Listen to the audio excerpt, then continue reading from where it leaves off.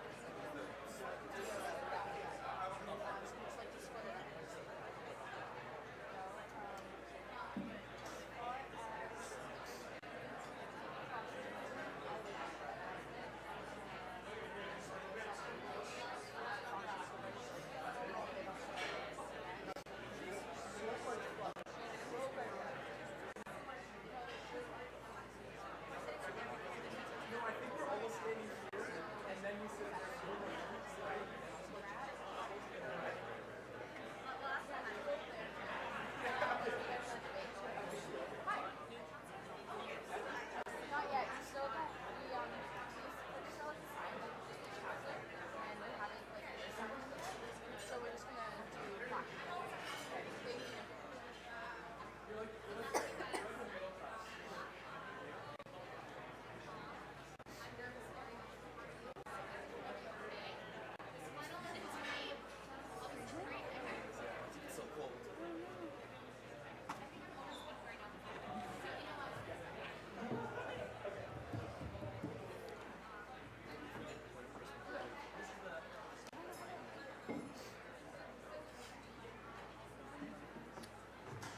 Okay, council, please return, and we're going to get started right now.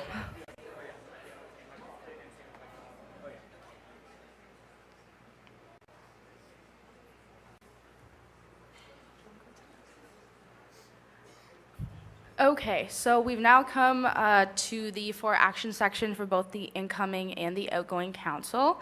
So the first motion in this section is the student programs officer elections. I'll look for a mover and a seconder for this motion. Councillor Stebbing, Councillor Murray. Okay, any objections to this motion of carrying out the SPO election? Okay, great. Take it as unanimously approved. Okay, I'm just going to go and explain how this process is going to work before we start with the speeches from our SPO candidates. So each candidate will have, excuse me, council. Hi, thank you. Each candidate will have 5 minutes to address council in alphabetical order by last name. So we'll start with Jacob Campbell, who is our first SPO candidate. Then they will each have 2 direct questions from the council floor. I will be identifying those 2 individuals who raised their placards, and then I will allow you to speak with a microphone. Following that, we will have a group forum where the questions will be fielded from both council and the audience. So each candidate will have 1 minute to respond to the question posed, and they will have to answer in alphabetical order. Following the last response, I will ask if anyone has a final comment. The candidate can respond to a fellow candidate only if they have specifically mentioned them in their response, and these responses will only be 30 seconds. The first question is answered in alphabetical order. The next one will be in opposite order. Balloting will occur after the completion of the group forum. Ballots will be counted immediately after they have been submitted. Any scrutineers must be present at this time, and the winner will be announced at the end of the meeting once the votes have been tallied. We will be doing a paper ballot. We tried to do the electronic, but it's just a bit too risky, so we're going to do it via paper ballots. Any questions before we get started? Okay, I will be timing each of the candidates, and you will be cut off exactly at 5 minutes. So we will start with Jacob Campbell. Hello. Okay, thank you, everybody.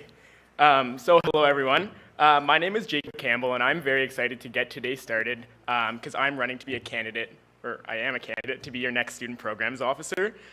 Before I begin, though, I want to share how appreciative I am of everyone in this room for wanting to be a part of this process. So whether it be meeting with me in person, adding your thoughts over email, or just being present here today, I know I speak for all of us candidates when I say thank you for all the time and consideration you've put in these past 2 weeks. Before I dive into my platform, my philosophy, and really what I want to accomplish this year, I want to give you a bit of a background of me and my experience, because I think my unique platform points, intense amount of direct experience, and pure passion for this portfolio are what set me apart as the best candidate for this position. With the SPO overseeing 4 portfolios, my previous experience has given me the opportunities of being the associate for 2 out of 4 of these portfolios. Being the outgoing associate orientation and the current associate programming, I have got to work directly under the SPO for 2 years and see what the job truly entails. To put the position in my own simple words, I think the SPO role of being is kind of split into 2 different pillars: programming and internal advocacy using our peer programs. While these positions helped me enhance my leadership skills and communication skills, amongst many others, the biggest takeaway for me was observing 2 different SPOs work. I had the privilege of working under Mac McIntosh from last year and Karina Gabriel from this year. And if any of you guys know any of the 2, then you know that they are complete polar opposites of each other. Mac being very, very programming focused and Karina being very advocacy focused, they both accomplished many different things and amazing things in their own way. The reason why I talk about this is because my platform was shaped off of what I've seen from these 2 SPOs, focusing 50-50 on advocacy and programming, so I think I'll be able to do both pillars justice and make the Western experience the best that it can be. My platform was created on the foundation of accountability.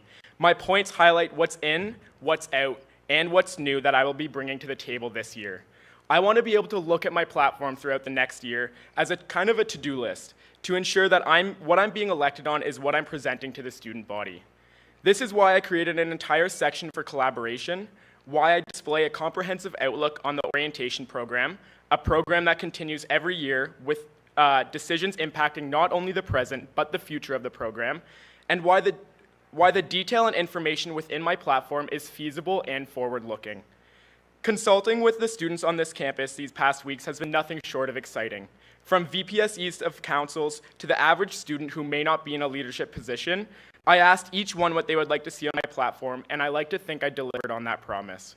Creating a platform that was tangible was one of my main focuses this year, and although many of my platform points may focus in more on the smaller details and changes, I truly believe that this will enable me to successfully deliver for the students and student leaders at Western U. In closing, this experience and even being considered as the next student programs officer has been extremely rewarding, and I wouldn't change anything about it. This role means a lot to me, and I never even imagined I would even be here today with my face on a binded, printed document. But again, thank you for all your time, effort, and energy. Lastly, thank you to Cecilia in Montana. I think we can all agree these past 2 weeks of campaigning, in the thick of midterms has not been the most easiest journey, but whatever the result today, I'm excited to see what either of us accomplish in the next year. Thank you.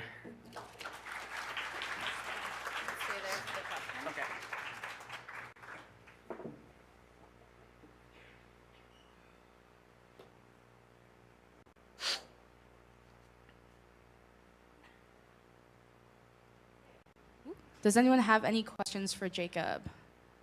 I'll take 2 questions at this time. Yep.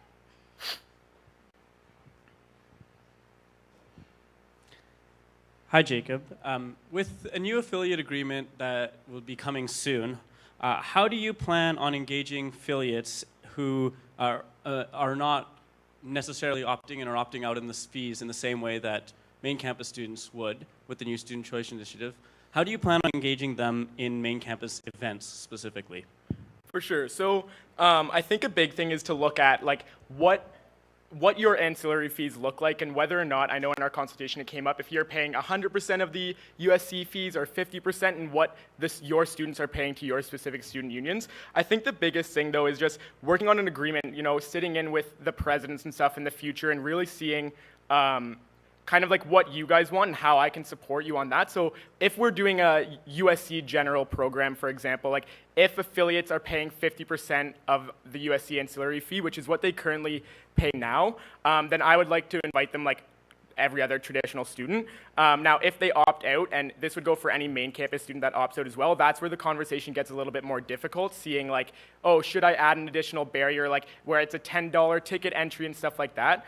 But not being an affiliate student, and I kind of recognize that, I'm going to be turning to a lot of the VPSEs and maybe even consulting just the VPSEs of HBK on a more regular basis and not at that VPSE roundtable to really see what your needs and program needs are and make sure that like I'm accommodating for your students, because as a USC executive that advocates for all and all being HBK as well, that's really important. So,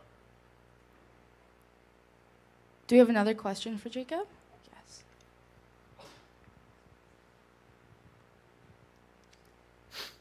Counselor Cronin, Social Science. Jacob, I want to ask you quite bluntly, why specifically are you a better choice than Montana and Cecilia for the role of programming officer? For sure. So a big thing that sets me apart, and I'm actually like, it's super interesting about this candidate pool because we all come from specific and different backgrounds, but we all know that the USC and student unions in general are going to be facing a lot of challenges this upcoming year, specifically with the Student Choice Initiative, and a lot of the budget cuts are going to be affecting the SPO portfolio directly.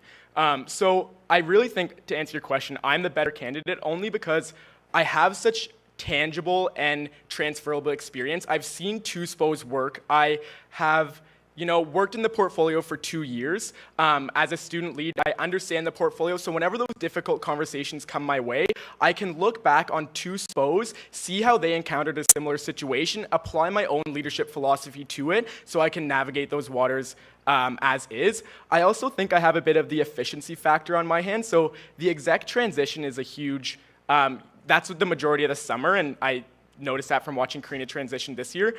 They spend a lot of time focusing on like what they need to learn and things like that, where I'm allowed to be a little bit more efficient, where I don't need to learn what the orientation program entails because I've worked in it already, so I can focus my time on like the peer program side of the portfolio, for example, and really focus my efforts efficiently. Thank you, Jacob. Thank you. Okay, next up we will have Montana Hackett.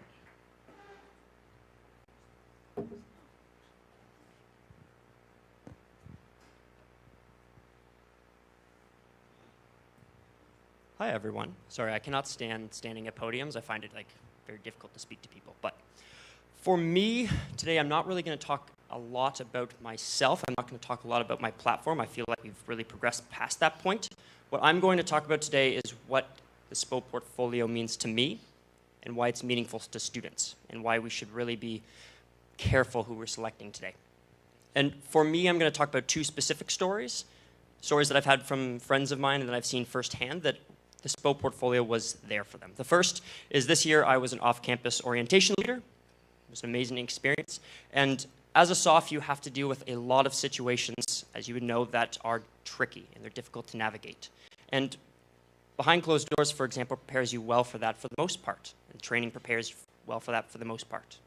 But for me, I had one in particular, Frosh, who really wasn't quite acclimatizing to Western University quite as well as I had hoped. And I tried a lot of the different things that we as orientation leaders have been trained to do, and it still didn't work. And I was confused why, because I had tried all the different steps that we had gone through, and I didn't understand why it wasn't kind of resonating for them. And For me, I found out later, and actually it was in the second week of university, that it was because they were undergoing food disparity issues, and they weren't actually getting food to eat. And that was something that it comes into behavioral, it comes into their situation, and they didn't know where to go to deal with these specific issues. And for me, what I said, well, this is an issue that we can tackle together. This is something that we actually have within the USC, an opportunity for you to actually take advantage of, and that is the food bank and food support services. And for that student, that was the difference for them. That was the difference between really acclimatizing to Western and being able to do what you're supposed to do at this university versus not. And that was one example. The second example, and if this affects you, please feel free to walk away and be at your own, but I had a friend of mine who I came to university with, and he severely struggled in the transition, academically, socially, but as we kind of all do, right? But the big thing for him is that he had a unbelievably traumatic experience in first year, and truthfully went through a lot of issues like considering suicide and considering dropping out, and these unbelievably serious topics and unbelievably serious realities that they faced. And for me, as their friend, it was unbelievably difficult to watch. But the difference for them was the Peer Support Center. The difference for them was some of the support groups that the USC offers within peer programs or outside. And I think that's what's most important here, is that the SPO portfolio within the USC is something a lot greater. In the sense that, obviously with Danny, he has these unbelievably large advocacy pieces, but for me, what is most important about the SPO, and it's what is most important to me about the USC, is that you have these huge programming pieces, but the most important part is that you are making an impact on someone's life, whether that is in a group or as an individual. And for me, that's what's most important, is that I'm cognizant of, we have this huge responsibility with the big programming pieces, the big engagement pieces that the USC provides. And in the current political climate, we have to be cognizant of these things and understand that they are what we're going to be able to build brand around, and they're what we're going to be able to build engagement around. However, what's most important in this case is that we do not lose sight of the individual impacts that we can make as student leaders. And I feel like sometimes we forget that. Sometimes we forget that there is kind of an end goal opportunity and impact on students, and it's not just the process. And for me, as student programs officer, I'm cognizant of that, because that second student was me. It was not one of my friends, it was me. And I attribute standing here because of what the Peer Support Center offered me and what the orientation program offered me. And I consider the fact that I'm still alive and I'm still sitting here able to be a candidate for SPO this year because of that. So it's very personal to me when I see the Student Choice Initiative and seeing that we may not have the opportunity to save those lives. I take that very seriously, and I have an insane amount of urgency for how we have to protect the portfolio. And for me, I think you should consider that and remember that when you have to cast your ballot, who do you believe is going to have the urgency to actually want to protect the portfolio and make an impact on the individuals? Because the mantra at the USC, obviously, is that students have the power to change the world. I agree, but I think the SPO has the impact, or the SPO has the power to impact the individual. Thank you. That is the end of your time. Thank you. Okay, I will take 2 questions for Montana. Yep.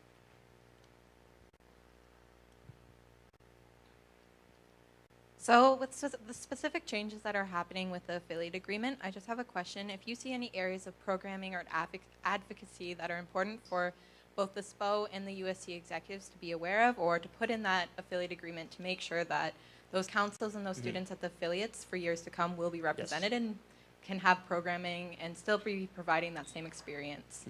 And that's something that's, I think, extremely important, is how it affects the affiliates in particular. Because as kind of individual bodies with, obviously in cooperation with the USC, they will be severely impacted by the current political climate, and we have to be cognizant of that as a USC executive. Now, for me, the biggest thing is that we need to make sure that the resources that we can offer the affiliates are maintained, because under the current political climate and what the Student Choice Initiative represents, the current affiliate agreement, to my understanding, will essentially become void and they'll have to be renegotiated, right? That's the situation. And for me, the absolute most important thing is that we are making sure that in the short term, those resources can be maintained and that affiliate students are able to access those resources and access that programming so that they remain engaged, but then they also remain safe. Now, the long term is renegotiating that specific policy, and that's something that I am really excited to work on with the affiliates, and it's something that I know is, in the short term, extremely important, but also in the long term, it's critical. So. Another question? Yeah.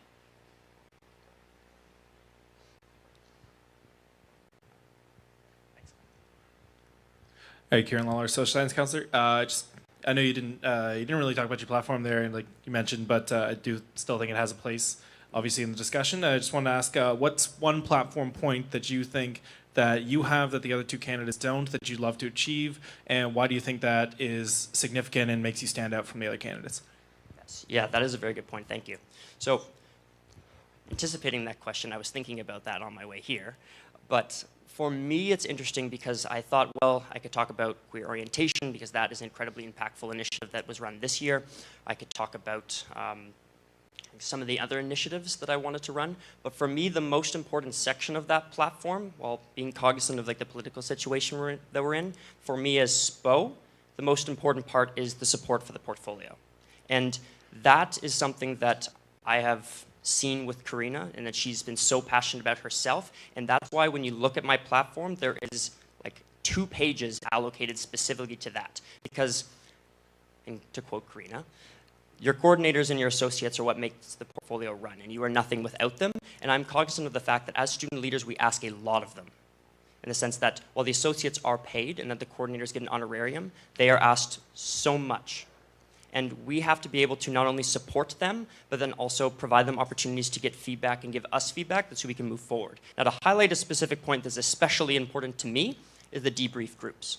So this is something that, for example, Lane, the Ally Western coordinator, they mentioned in my consultations that this was something that would have been extremely helpful for them. And essentially what it is that they're given the opportunity to come and debrief about the emotional labor that they've been dealing with as a portfolio and as a coordinator. And for me, having your coordinators have the opportunity to get those supports is the #1 priority from an internal kind of SPO perspective. And I think that's what makes me different, is I have a specific plan about specific meetings in the sports that I'm going to offer. Thank you, Montana. And finally, we will have Cecilia Liu.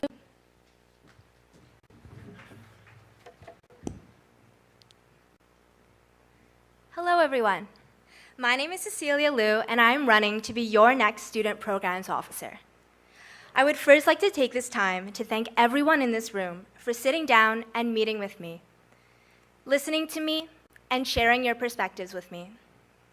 This has been an incredible, eye-opening experience, and I have learned more in the past few months than I ever thought I would.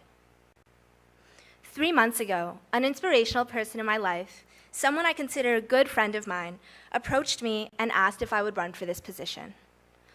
Although I had already been very involved with the USC community, until that point, I had not considered running for an executive position. It took the confidence that person had in me for me to realize this was something I wanted, and every day I spent preparing to campaign for this role, my passion and desire for it grew.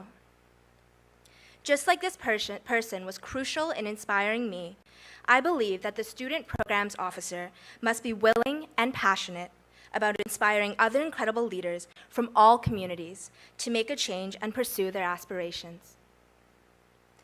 Getting involved on this campus taught me more than the classroom ever had, and the opportunities I sought out shaped my undergraduate experience.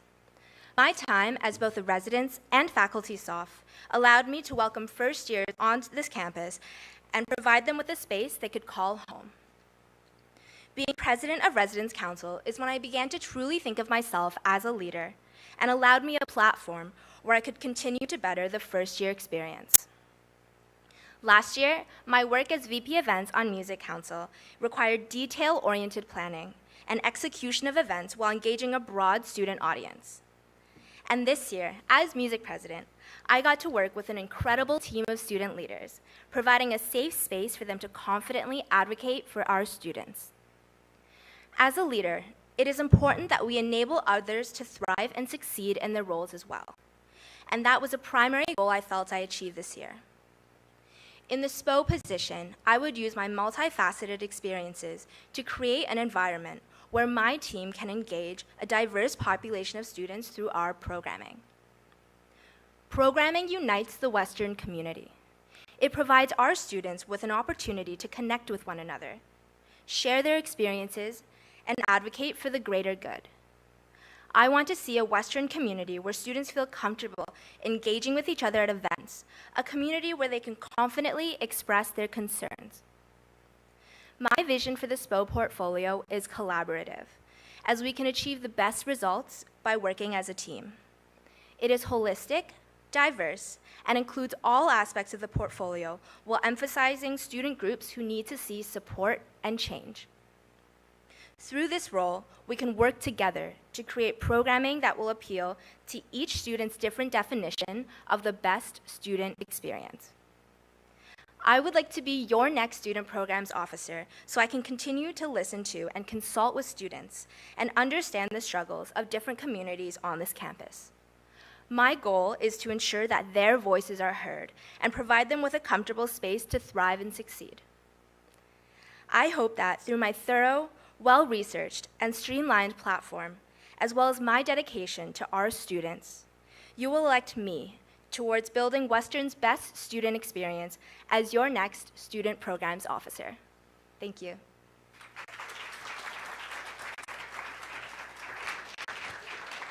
Okay, any questions for Cecilia? Okay, we'll go there and then there.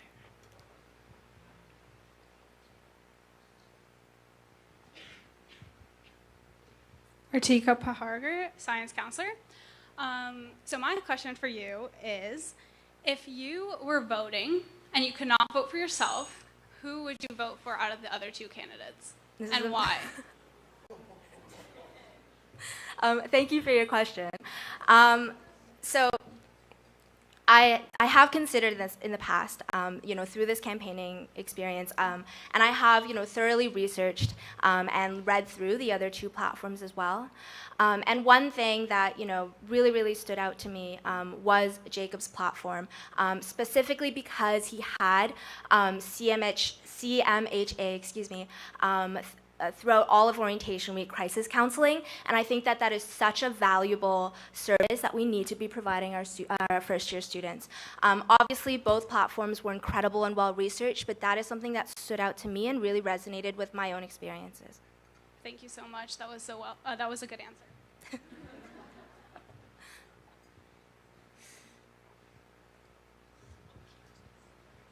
Kieran Lala, social science counselor.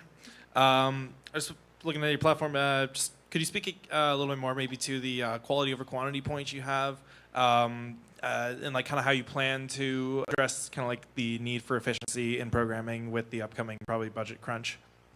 Definitely. Thank you, Kieran. So my quality over quantity point is a reactive response to the provincial government framework. And I specify quality over quantity because during a time of budget cuts, it is so crucial that we are ensuring the programming we provide is for the needs of our students.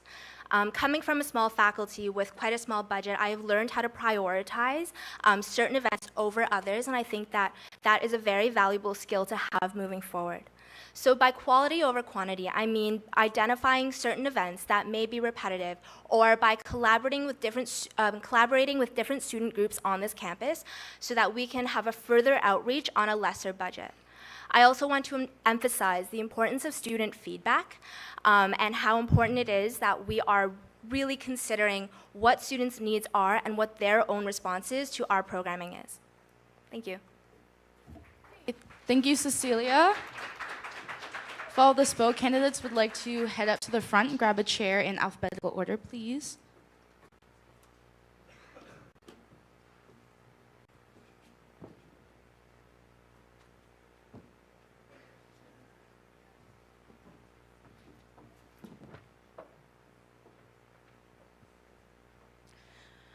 Okay, we will now open up the questions to council as well as the audience. If anyone has a question they would like to pose to the group, each of the candidates will be answering the questions posed.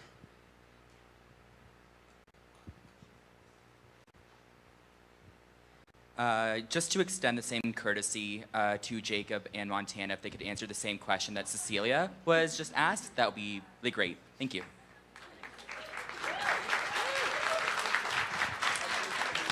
Okay, you will have a minute to respond.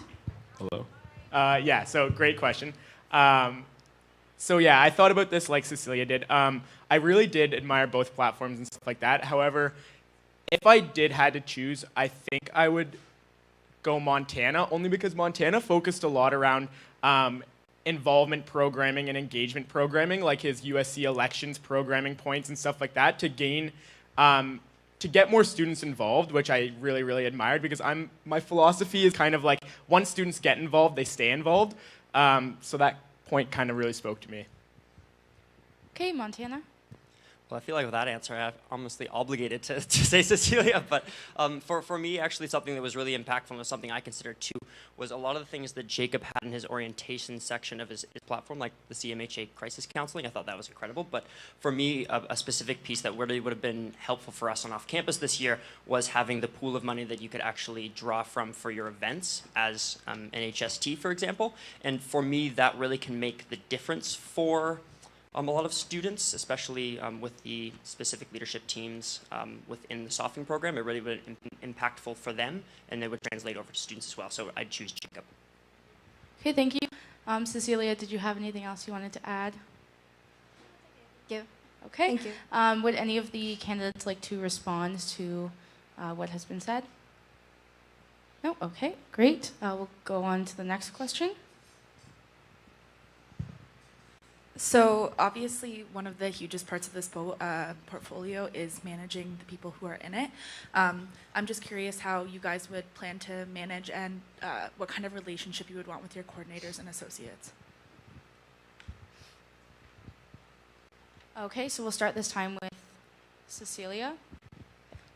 Thank you for your question. Yes, so in terms of my leadership style, I really do focus on teamwork. I think that we achieve the best results when we have a very good relationship as a team. And speaking from my own past experiences, as faculty president this year, that is something that I really, really strived for. I think it is so important that as a team, everybody feels comfortable when they walk into the room to speak their thoughts and to advocate for the issues of their own students. And I think that is the most important part when it comes to managing and supervising as well. Montana? Yes, definitely. So that I kind of speak on that particular point in my speech, but I'll speak to a more specific point. So for me, coming into this process, the thing I was the most worried about was how do I oversee peer programs portfolio? Because obviously for me, I don't actually sit within the membership of any of the groups that they specifically represent. And that was something that throughout all of the consultations that I had and throughout my platform, you can see it is reflected there. And that's the supporting and not directing piece, where I am more than willing to help you in any way that you need logistically, but I'm not going to step in and say, you know what, I don't really agree with Ally Western's event, or I don't really agree with Pride, like the event you're running. How can I help you? If there's something, for example, politicized that comes up, then that's a conversation we can have with the comms portfolio, but I'm not going to put my foot down on those type of events because, or programming or initiatives, because I feel it would be inappropriate of me to do so. And that goes for the rest of the portfolio as well. Okay, Jacob?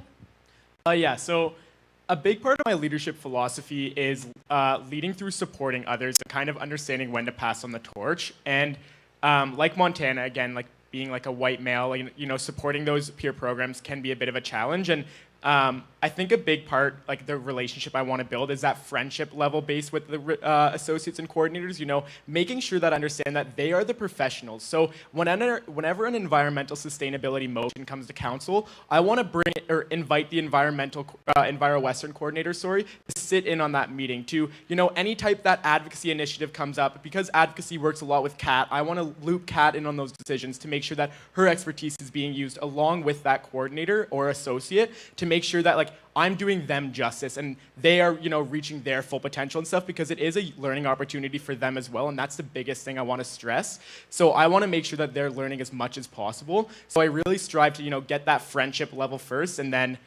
just be a support for them. Okay, thank you. That's the end of your time. Okay. Okay, another question over there.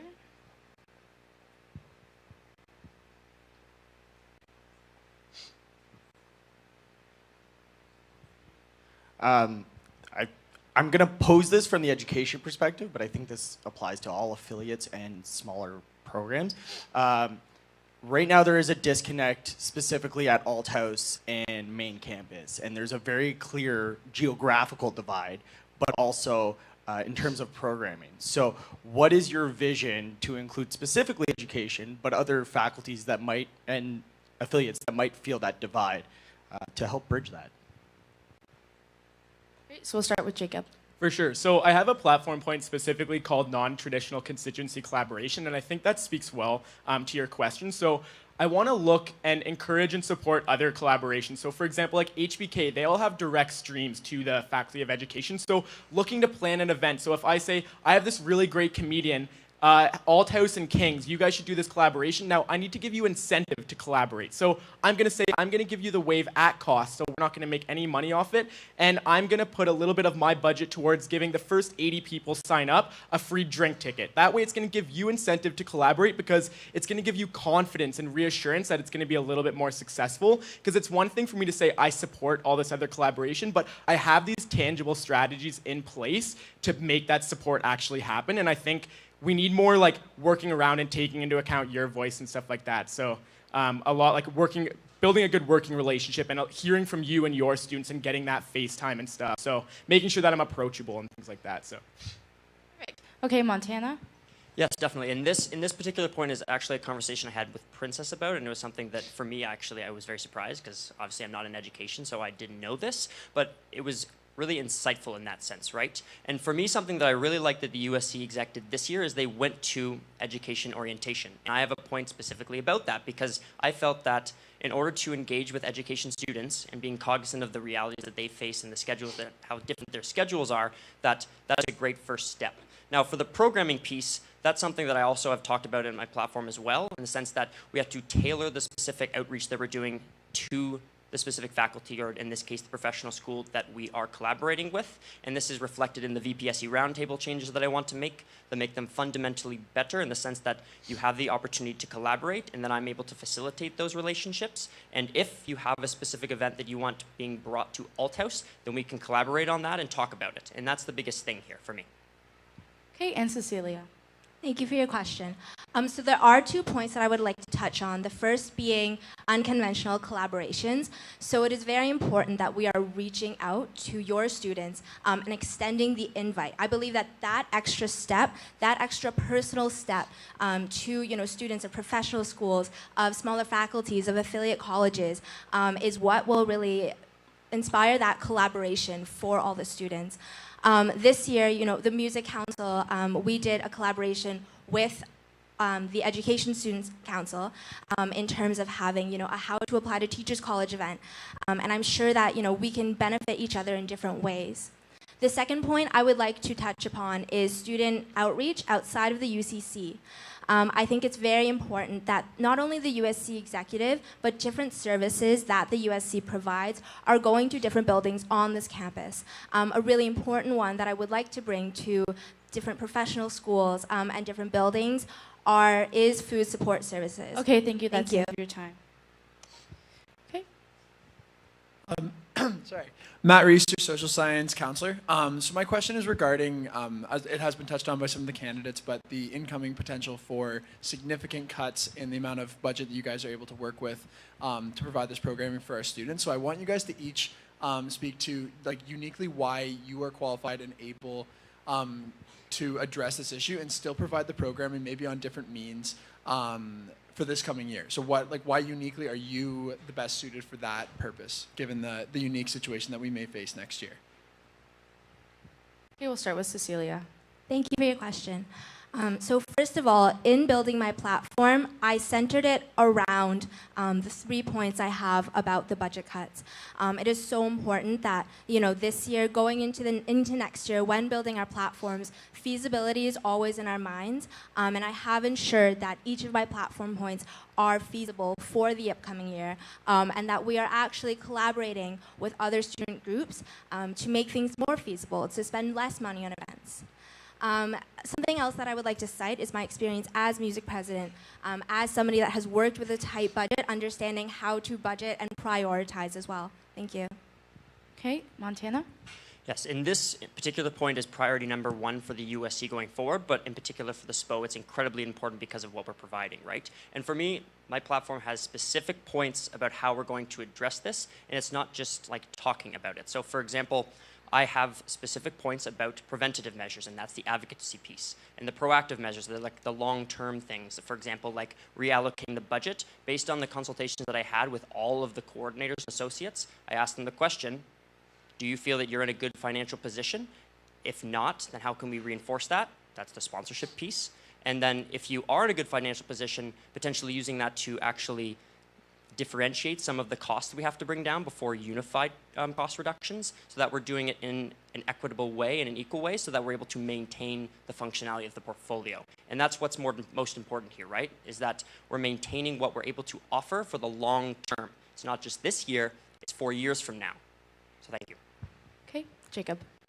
So I want to touch upon my orientation experience for a quick second, and the reason why is because I handled a lot of the programming budget for the program, and we faced a similar what-if scenario with O-Week last year because we upped the $90 fee to $100. So whenever I was working along the budget and looking at programs and stuff like that, it was a huge what-if conversation because we're like, are we going to hit the same opt-in numbers than we did in previous years because you're doing such a drastic increase? So I think that experience, looking like having a backup plan, and not even just a plan B, but literally a plan C, D, and E, and stuff, and like really that tangible and like literally different routing experiences and stuff like that. So I know how to kind of work those waters. Obviously, this one they're a lot more wavy, but I think that minor experience that I have before would kind of give me a bit of an advantage. Okay, thank you. Thank you. So this process has showed us, and myself specifically, that many don't know about the importance of the FIMS Arts, Humanities, and Music Alliance. So for those that don't know, as the 3 smallest faculties, we're able to pool together resources and common needs and desires to best represent our constituents. So considering that we have fewer votes between our faculties compared to already widely established alliances like TriSci, it is incredibly important to us that our constituents, as proportionately smaller as they are included and valued by the SPO in the work that they do. So on this, first, did you consult with FAM students? And further, how did these consultations go? And how can you assure that you will include and value the needs of FAM students if elected? Okay, we'll start with Jacob. For sure. So yes, I did, to answer kind of that easier question. I did consult with several FAM students. I want to say I actually had a roundtable with one from each faculty. And what came from that meeting, it's a very common trend that, like, you guys, the FAM faculties feel very underrepresented. So I'm in health sci, so I can't obviously relate to you on that level. But what I want to do is I want to continue a lot of the great work that Karina did this year. For example, like making the FAM representative on the Public Arts Committee and stuff like that, and making these specific roles where you guys have such a professional input in this huge background that I can't even relate to. I want to continue those positions and look at, okay, public arts, is there an opportunity for another position, like another FAM representative, and really turning to you for that knowledge that I lack, and knowing that, again, it's one of those pass off the torch things where it's like, okay, whoever wants to run this initiative, just here's the torch. I'm here supporting you. Let me know as the SPO if you need any of the resources that I have at my fingertips, and Thank I'll you. gladly That's the end give of your them. time. Montana? Yes, so this particular question is something that I've been trying to address for about 2 months now, in the sense that for me, I'm a science student and therefore not part of the FAM faculty, and because of that, I've had to work a lot harder to make sure that you understand that if elected, I'm not going to say, well, I'm part of TriSci, I'll go off and have fun with them, you know what I mean? And for me, that is, obviously the consultation piece and talking with each of the individual FAM faculties, each of the presidents, and more importantly, the entire executive when I could, and that's reflected in the consultations that I actually did. Now, talking is a lot of fun, but you actually need to put things into practice, and that's why I have specific points that I am accountable for actually doing in the role that specifically references FAM, but then more importantly is facilitating relationships beyond FAM within the other faculties, within the professional schools, within the affiliates that are not only conducive to what you as a president or you as an executive within FAM wants, but more importantly, it allows you to kind of branch outwards. So that is my particular position. So. Cecilia. Thank you for your question. So I did consult with many FAM members, including their VP events, and then also the 2 other FAM presidents. And I think one extremely important thing that we have to remember when talking about the FAM faculties and why we're the smallest faculties and why we need this representation is because of the art stigma that has always existed and continues to exist not only on this campus but beyond. You know, it is very difficult for art students oftentimes to feel included in certain initiatives that are run, to be represented on council, and other things as well. That is why it is so important that whoever is in this role next year, and that's something that I would do, is make sure that we are targeting the arts stigma and that we are looking towards the FAM faculties to further that initiative as well. Thank you. Okay, thank you.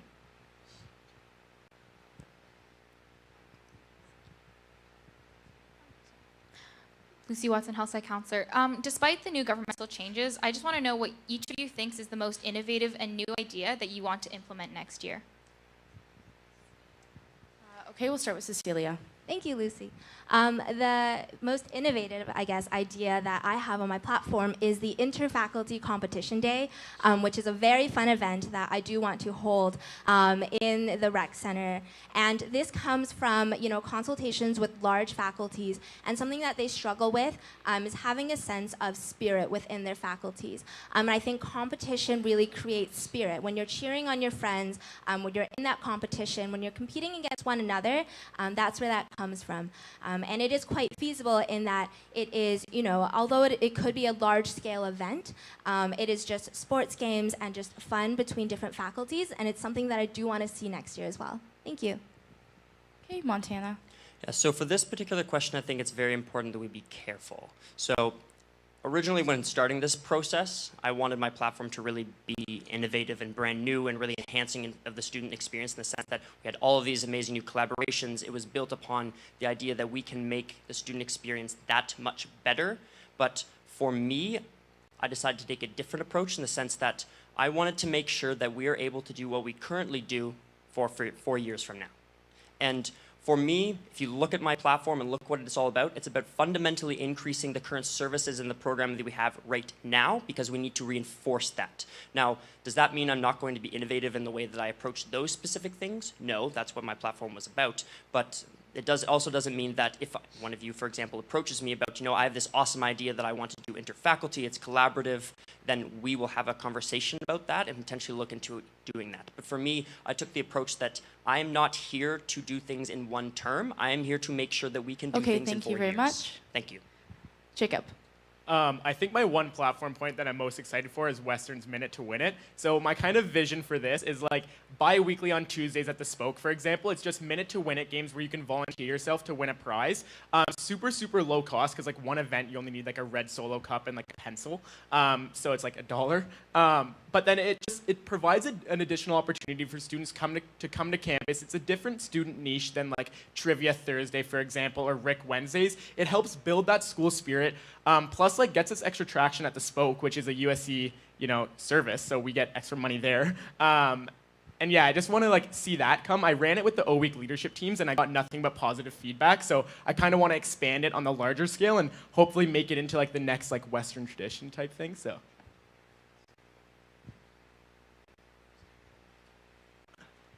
Hello, outgoing Vice President Danny Chang. So all 3 of you have alluded to some of the pressures that your position, potential position in particular, will be facing. So, so recognizing that the SPO's portfolio will likely be impacted the largest out of any of the executive for the Student Choice Initiative, and on top of that, getting your executive on board with a decision that you want to make that you believe is best for the portfolio will be a huge part of that, and then in turn council. So can you give an example of a time when you faced sort of, you know, this immense pressure to make a decision, you know, on behalf of others or on behalf of an initiative, and how you got team members or other people that you're working with on board with such a decision?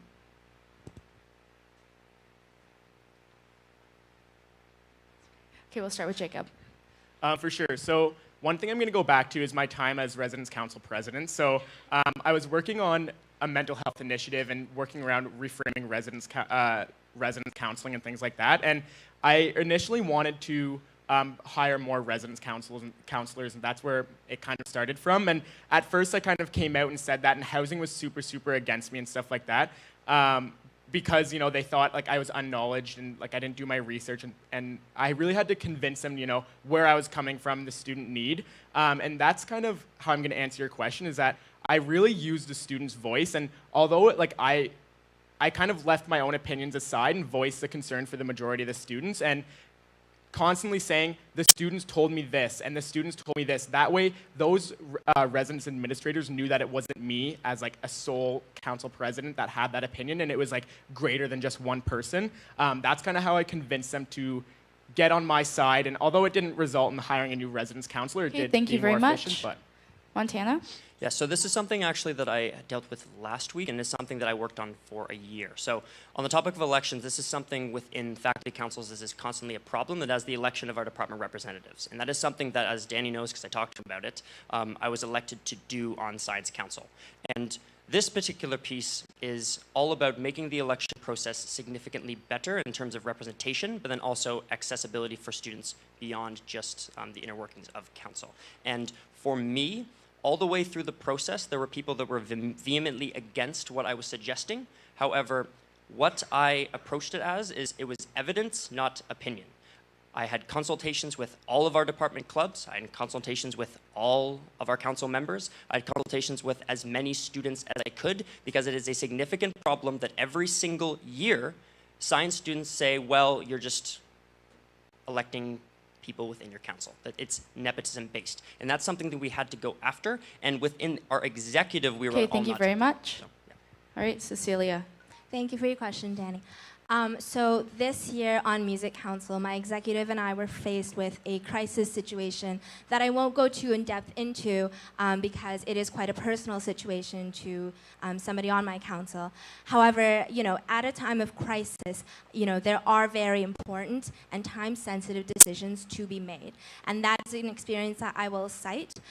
So, you know, when somebody called me with this experience that they were having and how my executive were going to deal with it, I made sure to call an executive meeting right away, and that I was transparent in what I was saying, in the decisions that I was making, while also listening to other opinions as well. Of course, I formed my own opinions as soon as I got the call. However, it's important that we're listening to different perspectives. All in all, although there was some disagreement, we decided that we needed to focus on what the needs of that particular student were and how we were going to accommodate for that, and that is what I will always be thinking of in my term as SPO. Okay, thank you.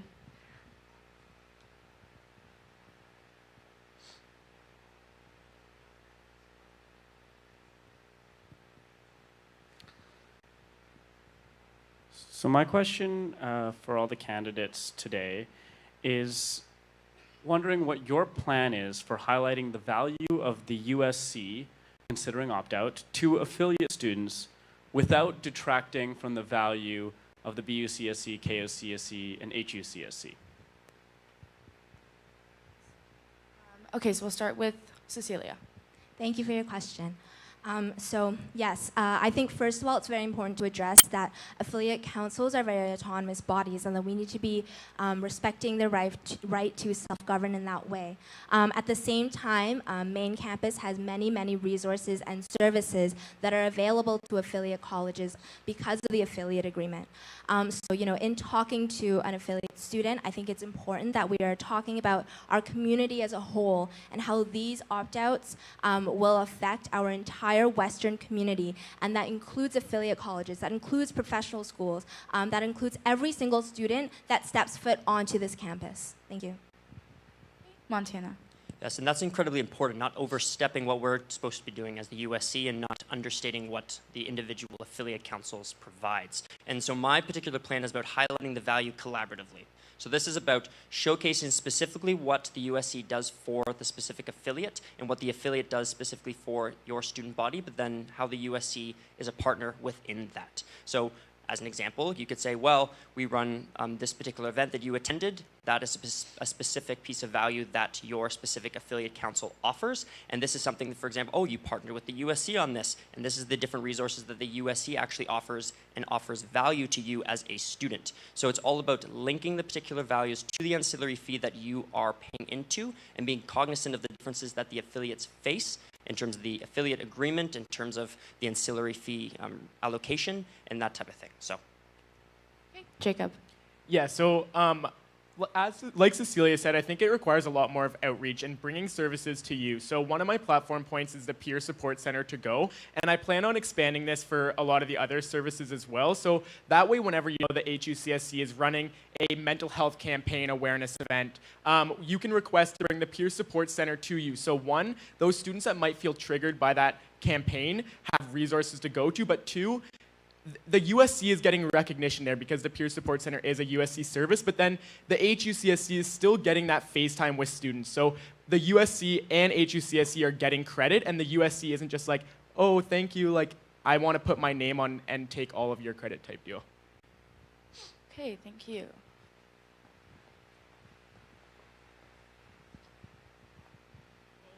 Hi, I'm Rebecca Little. I am proxy for Josh Hollenberg, who is the law counselor. My question is about accountability. So we have just voted in a change for how the SPO will be elected, but in this year, you are elected by us, the council. So my question is, how specifically is council going to keep you accountable? And I want to make that clear because I've looked through your platforms, and there's some accountability measures about, like, VP student events and, you know, just having a 24-hour email policy. But I'm asking specifically, if you don't do your job, how is council supposed to keep you accountable? Okay, we'll start with Jacob. For sure. So one of the things I want to do if I'm elected is I want to sit down with each constituency, so their council members and president, and talk about what a good working relationship looks like for them, and make sure that they understand like what the SPO capability is. That way, and then reassure them that, like, you know, if I go against that working relationship, or if, you know, I'm not meeting their expectations that we outlined in that first meeting, making sure that I'm really open to constructive criticism and setting up a meeting and sending me a quick email and things like that, as well as on council meetings whenever, you know, the SPO gives updates. And if somebody's against something that I'm working on or something, then I want to really make sure that I'm approachable and constantly like say that I'm open to constructive criticism so they feel like they can express their concerns in a safe environment. So I'm always working for the betterment of the council members. Montana. Yeah, so that's a very important point. So for me, if you ever have a problem with something that's being done in the portfolio, whether it's something that I'm doing, a portfolio member is there doing, you have a problem with that, you can come talk to me at any time. And I will set up specific office hours where you can come to me with concerns, whether it's law related or not, whether it's within my specific section of the portfolio or within one of the coordinators' sections of the portfolio. You can come talk to me about that. Now, maybe you're not comfortable coming to talk to me in person. You want to submit something anonymous. Then I'm going to set up specific feedback forms for each of the coordinators that you can put through in their portfolios. If it's specific to me, I have a feedback form that you as a counselor can submit anonymous feedback to me that I will take into account because that form is specific to the body that elected me. And this is a conversation that we can have anonymous or not. And that's how I will be accountable to you as the people that are electing me. And Cecilia. Thank you for your question. So first of all, similar to Jacob, I would like to have meetings or phone conversations throughout the summer with the counselors to discuss your own initiatives and what accountability looks like to you. Second of all, I believe it is very important that we are facilitating collaboration between counselors, coordinators, associates, and other parts of the SPO portfolio. I think the disconnect that comes with accountability is not enough communication between coordinators, associates, and then counselors. So how I would do that is having more team building sessions with the counselors involved as well, so that there is that face-to-face relationship, and you can then talk about how the coordinators and associates are doing and how the SPO needs to better support them. Okay, thank you. Zamir Fakirani, Social Science Counselor. Okay. Given the importance of environmental stewardship and also in light of the Student Choice Initiative, what are your intentions with EnviroWestern, specifically with respect to suggestions to make it a more advocacy-based portfolio? Okay, we'll start with Cecilia. Thank you, Zamir. So this is my platform, and this is something that I am very passionate about as well, is moving EnviroWestern into a more advocacy-based portfolio. And I have had conversations with, not just this EnviroWestern coordinator, but it's been expressed that the past 3 EnviroWestern coordinators have been pushing for this change. In my conversations with the incoming VP, it has been expressed that we can move this portfolio into the University Affairs or Associate Municipal portfolio as well, just to make sure that we are actually making long-term changes in terms of sustainability and a better Western campus at that as well. Thank you. Okay, Montana. Yes, EnviroWestern and environmental advocacy is something that is incredibly important because obviously with Student Choice Initiative, then we are in a different financial situation. But I have always been of the mind that with environmentalism, if we don't start addressing the things that are going on in our environment, there will be no USC anyway. So environmentalism is incredibly important, and I have outlined specific things that I want to approach in this specific portfolio. So that, for example, drafting recommendations about programming that the actual coordinators have to follow that is specific to making sure that all the program that they're running is environmentally friendly. An example is Clubs Week. Clubs Week, there is a lot of excess paper used. It's looking to that. Obviously, that's something that we can very easily change, and it's other kind of intricacies within the portfolio that I'm trying to address with the understanding that environmental advocacy for EnviroWestern, for example, is something that is incredibly important, and it should be a principle of the USC and the SPO. Okay, and Jacob. Yes, great question. I think I experienced a lot with EnviroWestern firsthand this year. So being the AVP of programming, I work closely with the EnviroWestern coordinator. I do want to make it more advocacy-based. However, I still want it to remain under the AVP programming. And the reason for that is because they do a lot of great programs. Like, for example, the Green Tours. Whenever first-year students or grade 12s or anybody that wants a campus tour, they can go through EnviroWestern, and EnviroWestern gives them a campus tour, but specifically highlights things like our garden, greenhouse, and things like that. So I want to work with the vice president to strengthen our municipal connections so we can work to get like high schools coming in, and instead of having, campus tour guides tour it, let's have one campus tour guide and one EnviroWestern tour guide so they can highlight the importance of environmental sustainability on our campus. So I do want to make it more advocacy-based because I do think it's important, but I don't want to move it strictly to advocacy because I think those programs are still crucial for environmental sustainability. Okay, thank you.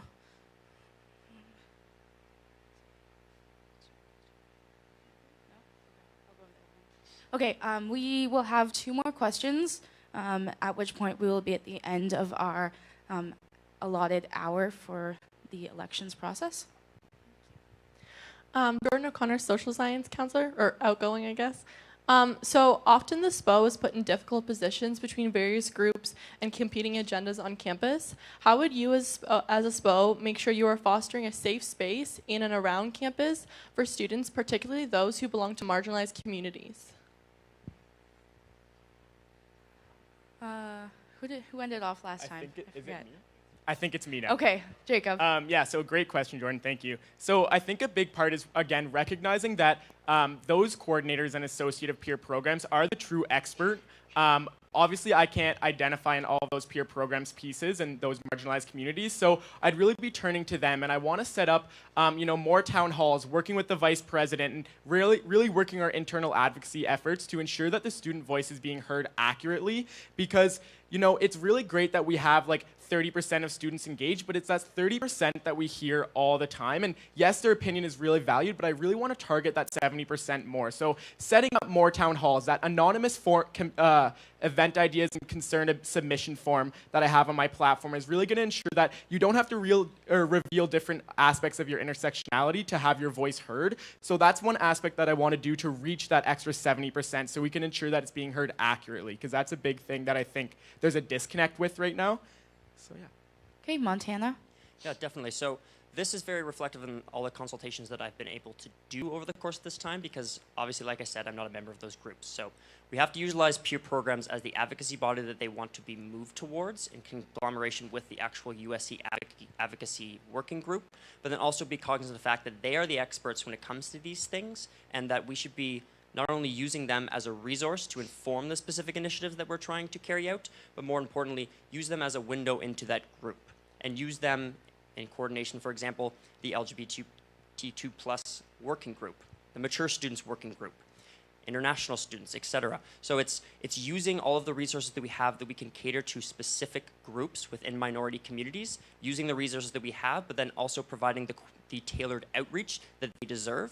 And similar to Jacob, I want to have a specific feedback form that if they aren't comfortable, say, coming to me, then they can submit something anonymously, either to myself or to the specific coordinator, so that it is fostering a safe space. Okay, thank you. That's the end of your time. And Cecilia. Thank you for your question.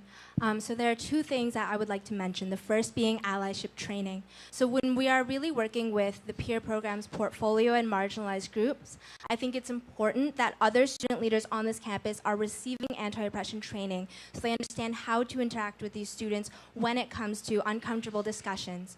The second thing I would like to touch upon is actually the policy paper that we just passed about consultations. It's so important that we are properly consulting with our marginalized communities on this campus and that we are really, truly identifying their needs through a long period of time, through the right questions. Thank you. Okay, one final question. Councillor David Carlson, King's Councillor. Seeing as the SPO oversees so many people as a part of their portfolio and has to work with the rest of the incoming USC exec, can you speak to your conflict management skills and how you would apply them when working with so many people? We'll start with Jacob. No, Cecilia, sorry. Cecilia. Thank you. In terms of conflict management, once again, I will repeat that it is so important that we are remaining transparent in our decisions and that we are working as a team. I've had many experiences being a supervisor and in a managing role, not only on this campus, but in different work environments as well. Through my experience as a camp counselor, through my experience in RESA, I think it's important that we're acknowledging that the SPO doesn't just oversee student leaders, but also has to work professionally with other people at the USC as well. In terms of conflict management, it's important that we are being very transparent in our decisions, that we are coming to a consensus as a team, and that we are listening to different perspectives from multiple stakeholders. Okay, Montana. Yes, definitely. And this is something incredibly important again. So one of the reasons that I wanted to run for this position is because it was so multifaceted in the sense that you get to deal with so many individuals and work at such a broad portfolio that not only makes impacts on the big scale, but also the small scale as well. And for me, that's something that I've been doing all year long in the sense that I was an off-campus SOF, I'm a vice president of a faculty council this year, I'm a department club president. There are lots of things going on here, and it requires a lot of specific skills to be able to deal with those specific groups, but then also balance within my life. Now, for the conflict management piece, this is something that this year has especially been stressful for me because there have been situations where even if I've significantly disagreed with you about something, if you come to me and say, this is the evidence that I have, these are the people that I've talked to, and it's basically showcasing that my point is incorrect, then we will have a conversation about it, and then I will concede that point. And if it's not between you and I, for example, between, say, two coordinators, this is something that we have to address as quickly as possible because okay, thank you. That's the end of your coordinators time. have to be cohesive. Thank you. Jacob. Yeah, so I kind of want to, I like to be proactive as much as possible to avoid conflict and stuff like that. So one of the things I do is to try and be as transparent as possible, like Cecilia said, making sure everyone's voice is being heard equally. Now, I'd be ignorant to say if that would happen and conflicts still wouldn't arise because conflicts arise everywhere. So if it's between me and someone else, I really like to sit down with that individual and see where they're coming from and not get on the defense and understand that I am flawed and I'm not perfect. So their concern to me is very constructive and understanding that they're not coming from a place of bad intent. It's to better me as a person.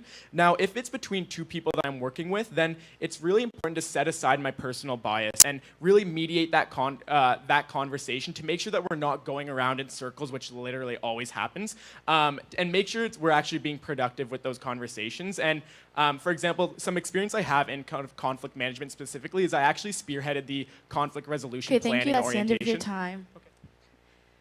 Okay. Thank you to all of our SPO candidates. Can I take the 30 seconds?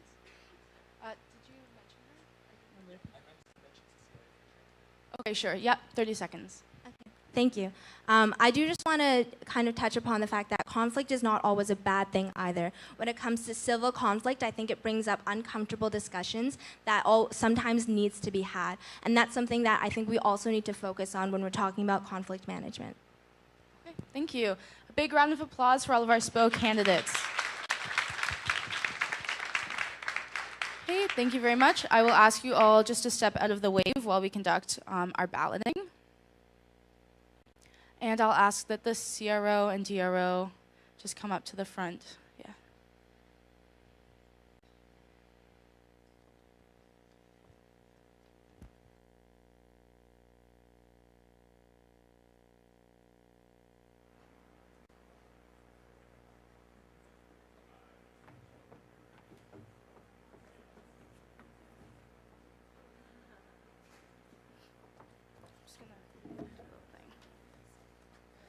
Just going to explain that.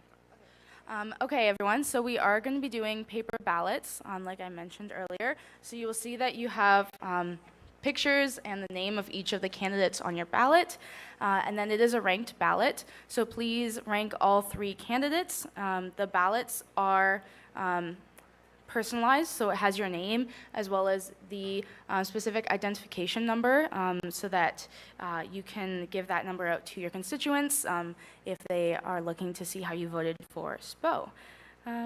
Okay, so does anyone have any questions about that? Yes. Yeah, so if you only rank 2, your ballot is void. Yeah, you have to rank all 3 candidates. Great question. Any other questions? No? Okay. So, pardon? Yes, good, great. Okay, so. Just take half. Yeah, I guess you guys want to pin it out? I don't know the names either. Well, Daniel, do you want to help too? Yeah. Because Daniel knows who people are too as well, so. If you wanna... I know some walkers. I don't vote. I don't vote. We don't vote. I don't get a vote. Okay. Here, sorry. They're alphabetical. Oh, cool. All right. Okay, I don't know everyone. I don't know people either, but I'll figure it out.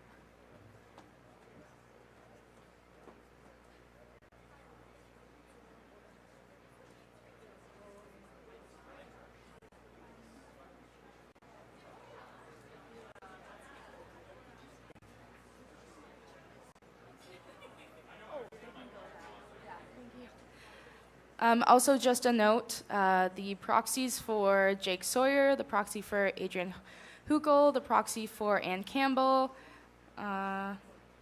yes, they have already done the advanced voting, so you will not be getting a ballot.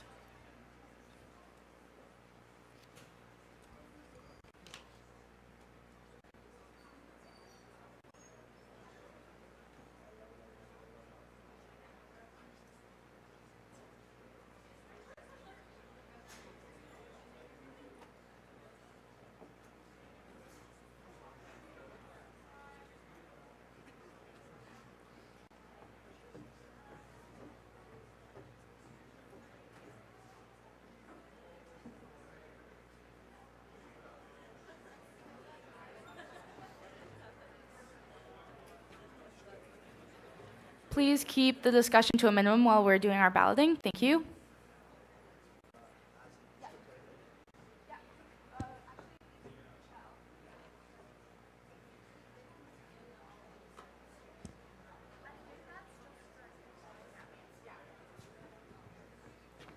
Yep, so once you've completed your ballot, please feel free to come up to the front and put it in the yellow bin.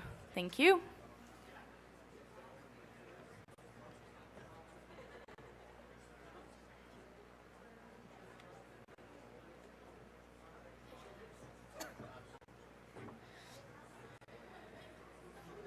Also, if you are an incoming and outgoing, make sure you're getting 2 ballots because you do get 2 votes. Oh, yeah. Can you raise your name tags if you don't have a ballot yet so that they can find you? Actually, it's Michelle's idea. She's very smart.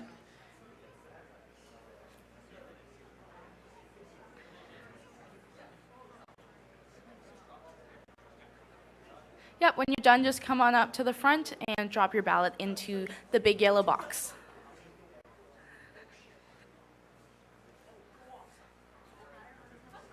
No, it's fine.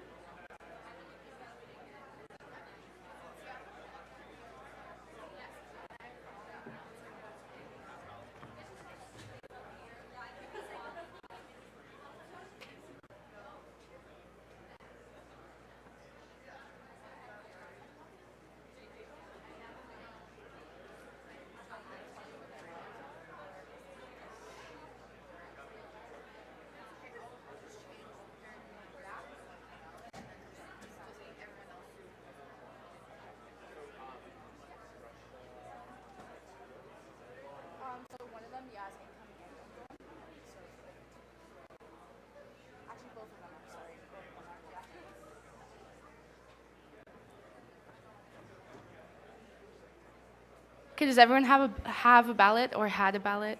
We're good now? Okay, great. Still one there? We're good? Okay, great. Thank you.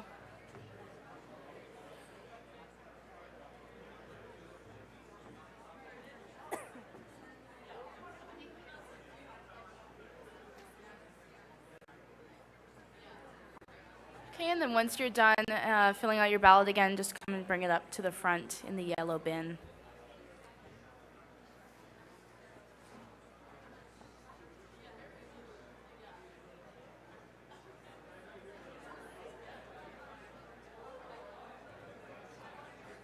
Do you call for scrutineers or what happens? You would. I call for them? Yeah. So like, so when you go to like count the vote, right, you have to have all the scrutineers. So you can like, so I'll call them once they're all there. Yeah, they're like in the building and you're taking it away, all the scrutineers go with you. And just sit and watch us vote? Yeah. Okay. Cool. I didn't actually know what they did, but oh yeah, that's all they do. Okay. Yeah. Okay, is anyone still voting? Yep, one, okay.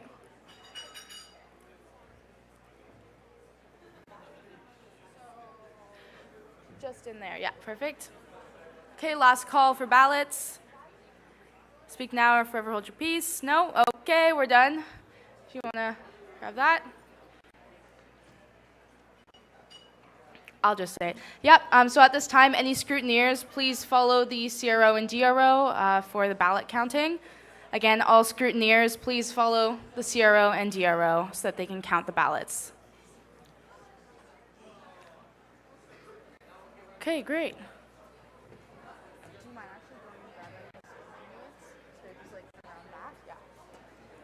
Okay, if everyone wants to take their seats again, we will continue on with our meeting.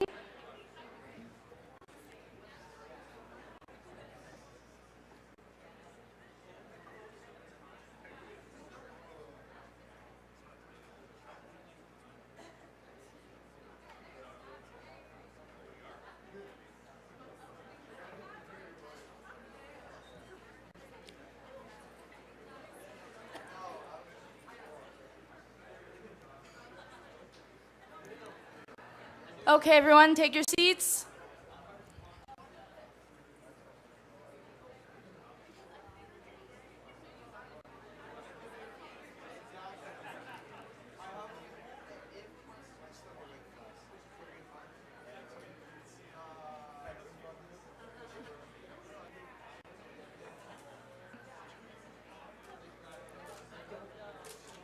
Okay, moving on to motion 8, which is the de-ratification of the 2018-2019 council. I'll look for a mover and a seconder. Incoming President Jalier. And is there anyone on the outgoing council who never was picked by me ever? Ever. I feel like Councillor Raja. I feel like, yeah. Okay, seconder. I'm sorry about that, by the way. Just a moment, please. Any questions on the motion? I'll look for any objections to this motion. I am sorry, but I'm going to have to deny your objections at this time. No, I'm sorry. This is something that has to go through.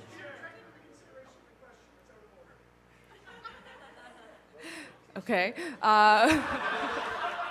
We're going to just keep going. Good try. Sorry, Vice President Chang? Oh, yeah. Of removing a councillor? Well, technically, you're welcome to bring a motion to council. However, at this time, considering we're de-ratifying the outgoing council, I think we're going to keep going. Seeing no objections, 2018-2019 USC Council, it's been a pleasure. You are now de-ratified. Be free.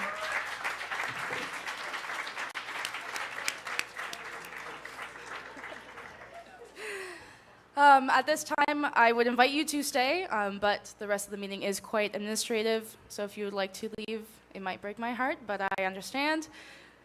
And we will continue on with just the incoming council, which is now the actual council.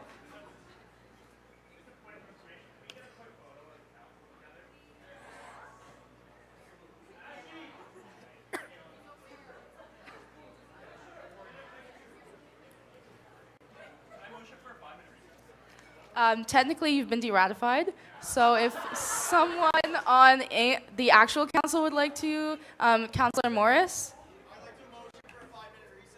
Okay, I'll look for a seconder for that. Councillor Bachutsky, any objections to a 5-minute recess? Okay, we'll see you back at 3:46.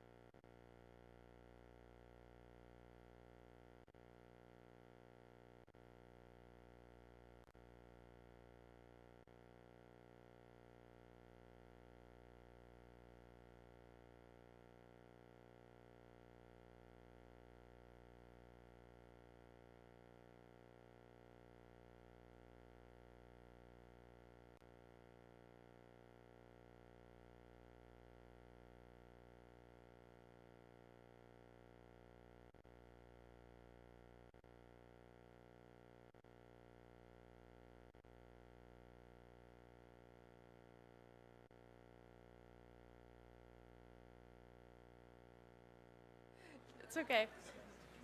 And then no questions, we'll enter debate, in which case, President Jalarier.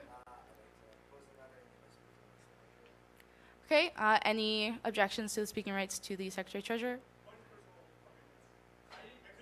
Sure.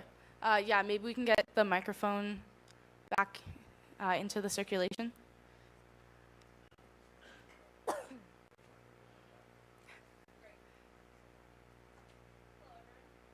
Hello? Oh, yep, that's great. So Secretary Treasurer Andrea Bajan, Barty is going to propose an amendment on my behalf, but basically we're proposing an amendment that allows for the new board of directors to be ratified today, but with a start date of March 18th. And the reason for that is due to the Student Choice Initiative. We've had to push up our budget timeline quite significantly, and we've gotten an extension from Western's Board of Governors, so their property and finance deadline, so we pushed that up. So we also wanted to push up the council and the board budget timelines as well to give us more time to create a budget that is fiscally responsible in terms of the student choice initiatives. So that's why we're hoping that we ratify the new members as of the 18th to have the old board members be able to participate in those budget discussions this Friday. And that's just because the board members that have been here for a year have just a bit more knowledge and training in terms of what we're going to be discussing. And it would be kind of not great to put new board members in that position to make those kinds of decisions when they've been here for a week. So that's why. Is that change okay that we just made to the last be it resolved? Yes, that's great. Great, perfect. I'll look for a seconder for that motion to amend. Councillor Atala. Okay, any questions on that motion to amend? Okay, seeing none, we will enter debate on the motion to amend. Okay, all those in favor of the amendment, please raise your placards. Okay, that motion to amend passes. We will now return on debating the motion as amended. Councillor Buczynski, can you use the microphone, please?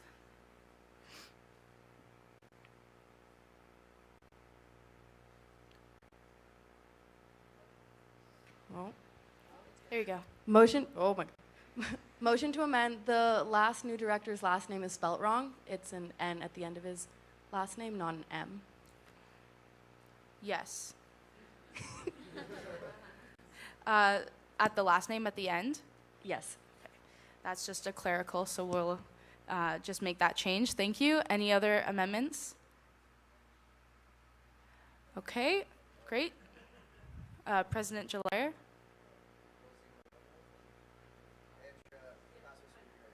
Okay, yep, that's fine. Green. Okay. I also didn't clarify that in order to have the board members ratified on the 18th, it requires a suspension of section 4.1.2 of bylaw 1. So okay, we should also do that. Suspend the rules? Yes. Yeah. Okay, I'll look for I guess President Jalarier is the mover. And I'll look for a seconder, Councillor Al-Shamil. Any questions on the suspension of the rules? Any debate? Anyone object to that? No? Okay, great. I'll take that as approved. We'll return to debate the motion as amended. Seeing no debate, we will call to no, we're not calling to question because it's ratification. So just any objections to ratifying? Wonderful. Yeah, unanimous consent. Gotta love it. Okay. Next, we will have the standing committee chair elections. I'll look for a mover and a seconder for this motion. Vice President Dunn and Councillor Kwang. Okay, so the advocacy standing committee, so I had sent out the nomination forms for the standing committee chairs prior to this meeting, but I think it was maybe 2 weeks ago. So there were only one person from each of the advocacy and then the student experience standing committees who put their name forward for the position as chair. So they are acclaimed. So congratulations, Ellie Kozak is the chair of the advocacy committee. And David Carlson is the chair of the student experience committee. And then no counselor put their name forward in advance to be the chair of the governance and finance. So at this time, I will open the floor to nominations. Councillor Morris. Okay, any other nominations for Councillor Cronin?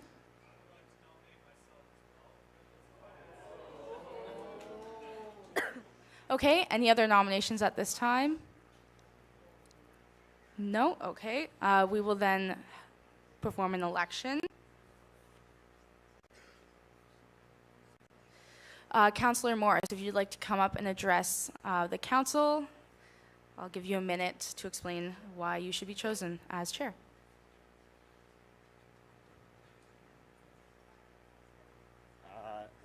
Hello, everybody. My name is Patrick Morris. I'm a counselor from education. I have a pretty distinct experience. I've already been the speaker for the Education Student Council, so I've experienced chairing a committee. Also, I'm a graduated student, so I've already have my BA in political science and my MA in Canadian American Studies, specifying in politics. I'm very familiar with the procedure of governance and finance and how that works. I think I'm a pretty great representation or ability to control flow in a way that's effective in kind of tackling the topics that we've seen already today, the Governance and Finance Committee embrace, and I think that's a reflection of something that I really want to pursue. Okay, thank you very much. Okay, Councillor Cronin.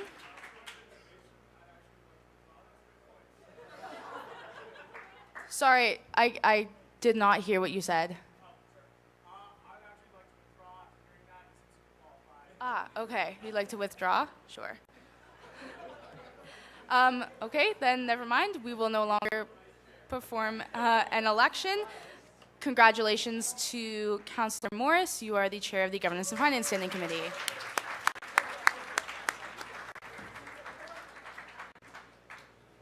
Okay, wonderful.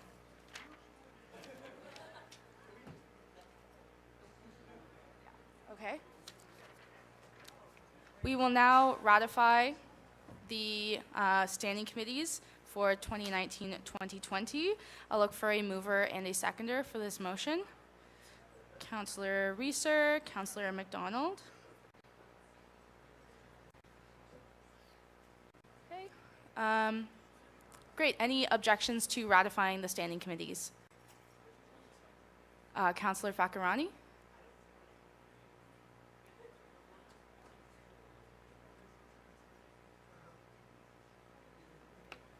Just a moment. Did you send me a form?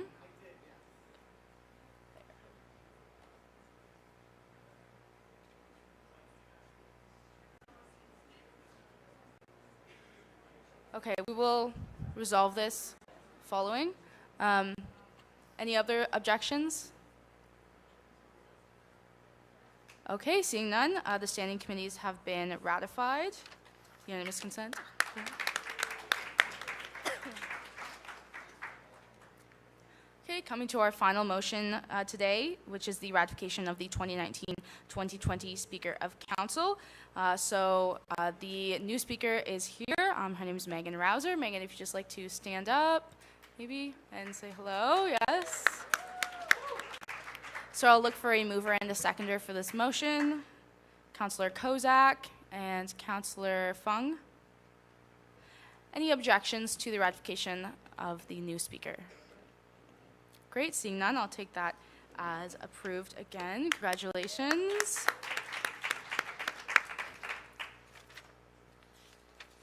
Okay, that is the end of our motions. Would anyone like to bring anything for discussion to council at this time? No? Okay. Just before we terminate, I just want to remind everyone that we do have a council meeting on March 20th to review the financial plan for the USC, and then the first official meeting of council where there will actually be an agenda that you will be able to bring motions to will be on April 3rd. Any questions about any of that? Councillor Ashamil? So they are currently counting the ballots. I was hoping that we would have it done before the end of the meeting, but unfortunately, just due to time, that was not the case. So I will be emailing out the results. I'll be informing the candidates first, and then I'll be emailing council with the results. Okay, is everyone okay with that?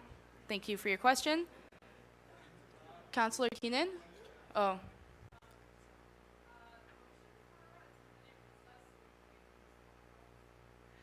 Sure, if someone would like to second that, President Jalayer. Anyone object to a 10-minute recess? No? Okay, I'll see you back here at 4:10.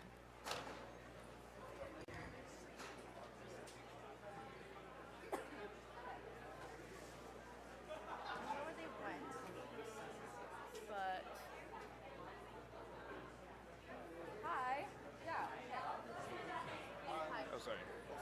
No. I don't know. You guys were kind of here first, so I don't want to.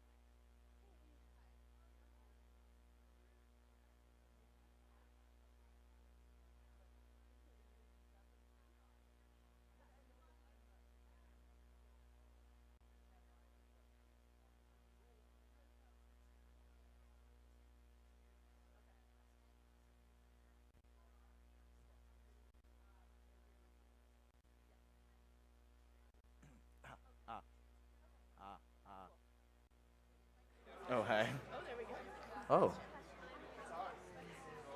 Do. No, I'm just. It's a really sensitive microphone. Oh, God.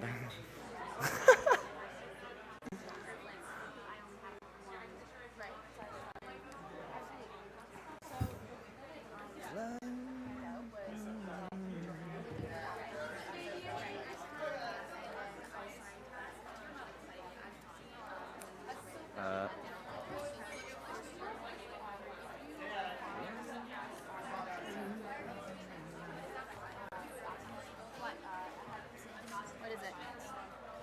What? How's that? What's happening? What is it? What is this? Why? Oh, for the ballots? Maybe I'll conduct advocacy training.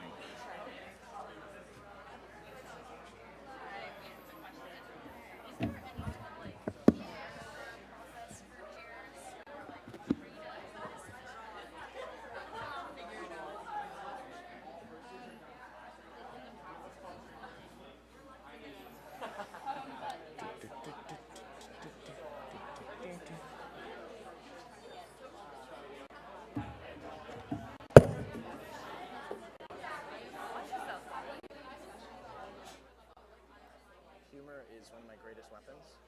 That's what makes me a good advocate. You mean lobbyist? Yes, exactly. Every single time. That's good. I'm just a lobbyist. Student lobbyist. Danny Chang, student lobbyist.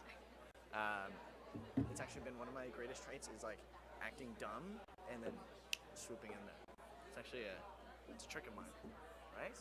You lower everyone's like walls and make them more comfortable with you. Yeah, I'll come and teach a class one day. Well, it's funny because I was invited to do professional.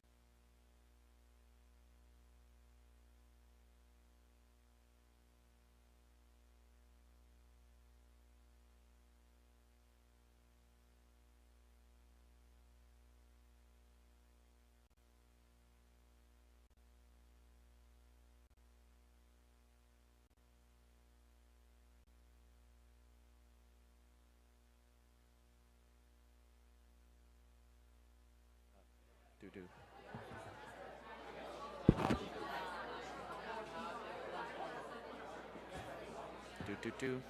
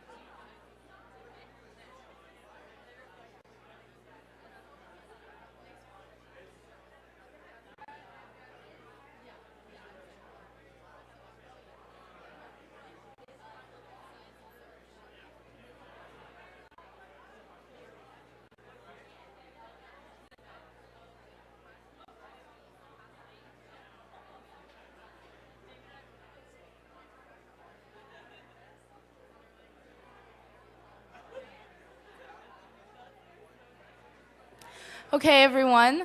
I've just been in contact with the DRO. So they're just adding up the counting right now, but they said it's probably still going to be another 15 to 20 minutes. So what we can do is terminate the meeting. Those of you who have to leave, you're welcome to leave. Those of you who would like to stay to wait for the announcement of the results, you can stay. I will be here. So yeah, I think we'll just return to our seats, terminate, and then go from there.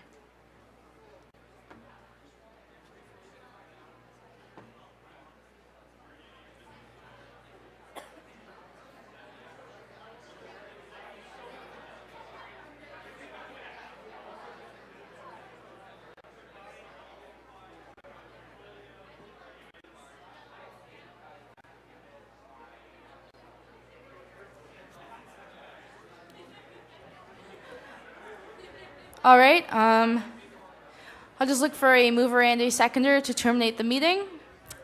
Councillor Atala and Councillor Kozak. Any objections to terminating the meeting? No? Okay, the meeting is terminated.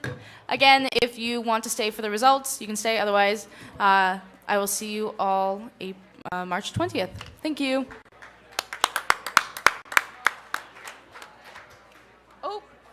Wait, sorry, hang on, sorry, never mind, they have the results now. So if you actually, yeah, sorry, I know. I'm sorry.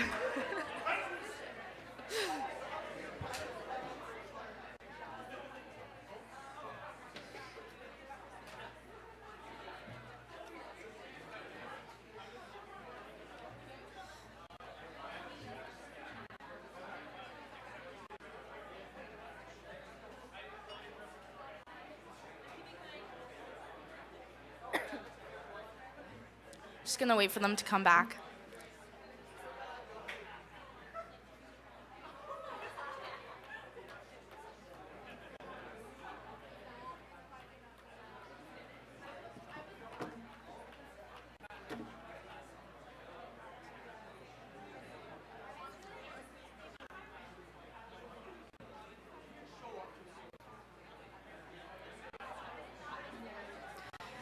Okay, guys, I'm so sorry the DRO got our hopes up. They said 5 minutes. But it's only 5 minutes, okay? I'm sorry, I know. It's a roller coaster.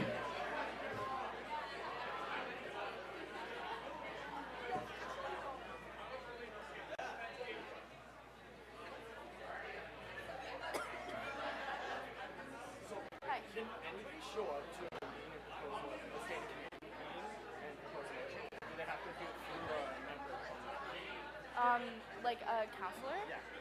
So it's anyone on council can come to a meeting, but it has to be a counselor on that same thing you bring. Okay. And then same thing, they can defer their speaking too. Like, so for instance, if Liam had a motion Yeah. in the governance of finance, Yeah. I can defer my speaking rights there. Yes, absolutely. Okay. Yeah.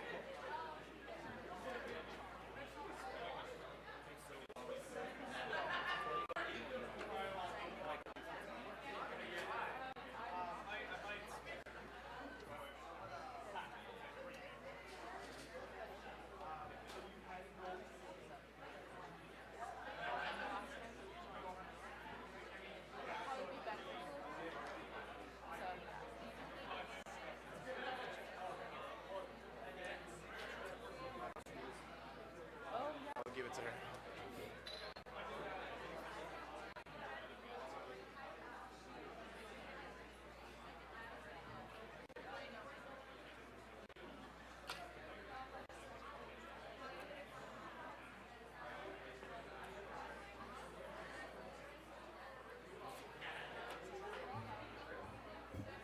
Hey guys, I just wanted to say one last thing as well. If you see any cups or mugs lying around, could you please pick them up and deliver them to the counter? And also, can we thank our hardworking Wave staff for catering the lunch today and go serving us, all right? Thank you very much. I just didn't want to leave them all lying about for them to pick up.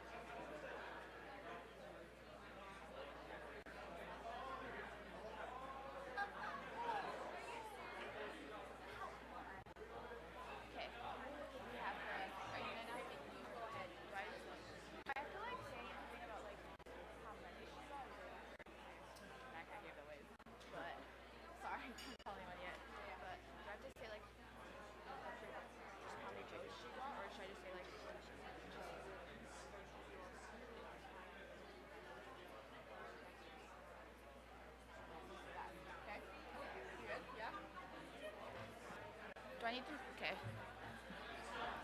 Hello. If I could get your attention, please. So I would like to thank all the candidates in this year's SPO election, but specifically I would like to congratulate our new SPO for 2019-2020, who is Cecilia Liu.